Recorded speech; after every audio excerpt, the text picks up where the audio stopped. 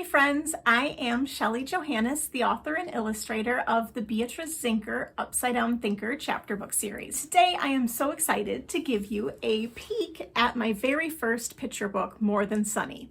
I had so much fun making this book, so I hope you have just as much fun reading it. The story is about a very enthusiastic sister, her reluctant brother, their fluffy dog, and sometimes their parents, as they journey through all the seasons of the year with all its weather, and discover that there's always more to find when you're looking for it. It is a book about joy and optimism and enjoying life with the people you love. I hope that when you read it, you want to go outside and find something new with your favorite people.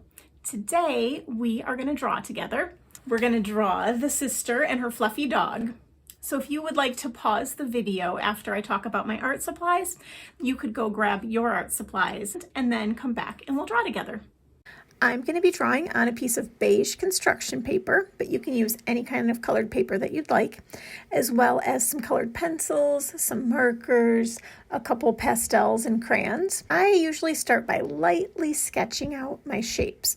I love trying to capture the expressions of my characters. So because the girl is really exuberant and happy, I'm going to give her some happy squinty eyes and a big happy smile. And add in some scribbly lines for her hair and her squiggly pigtails. Next, I'm going to give her some freckles and some rosy cheeks to emphasize how happy she is.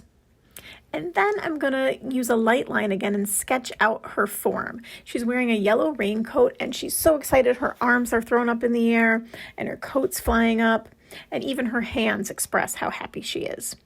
Then I'm going to take my yellow crayon and fill in her raincoat and some blue markers and colored pencils to draw her legs. And her legs too are really excited.